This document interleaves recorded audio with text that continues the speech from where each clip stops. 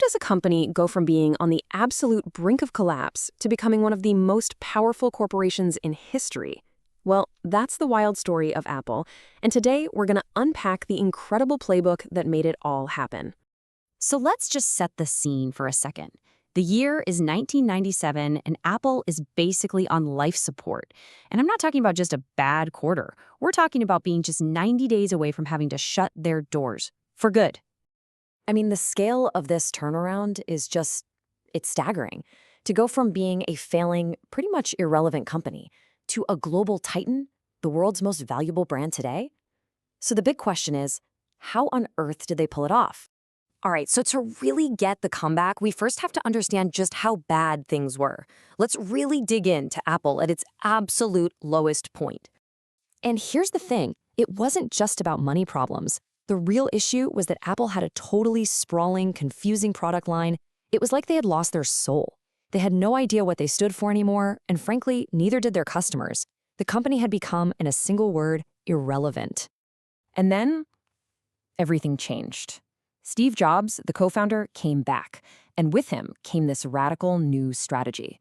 A playbook so effective, it wouldn't just save the company, it would go on to redefine an entire industry. So what was this master plan? Well, the core of it was a pretty simple two-part strategy. First, create what's called a walled garden, an ecosystem that's, super hard to leave. And second, stop selling computers and start selling status. Let's break down that first part.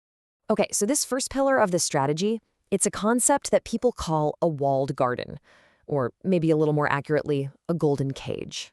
So what exactly is a walled garden? Well, think of it like this. It's a closed-off digital world. Apple controls everything, the hardware, the software that runs on it, and all the services that connect everything together. It all works perfectly, seamlessly, as long as you stay inside Apple's walls.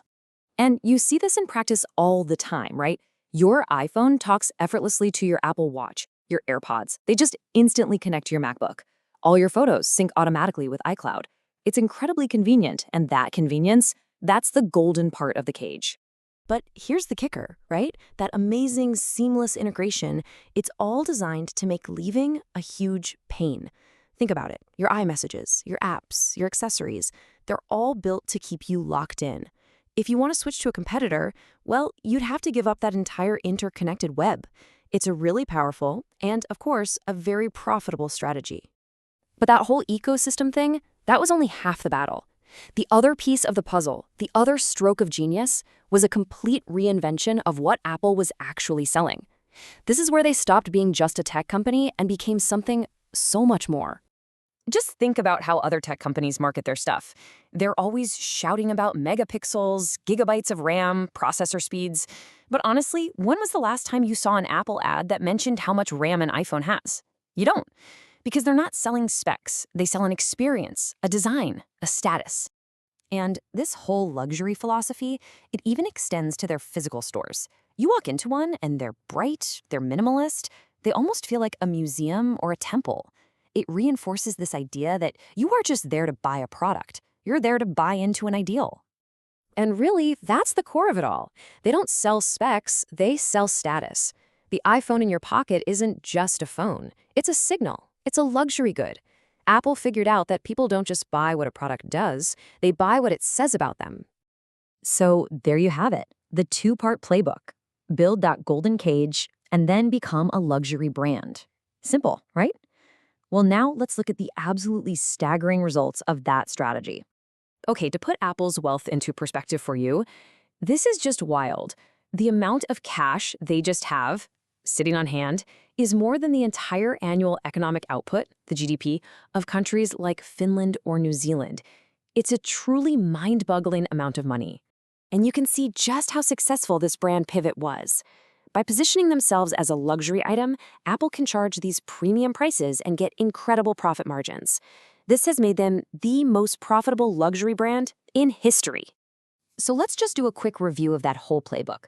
The problem? They were nearly bankrupt in 1997. Solution part 1, the walled garden ecosystem.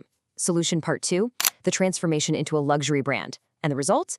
Complete global financial dominance. So all of this leaves us with a pretty interesting question for you.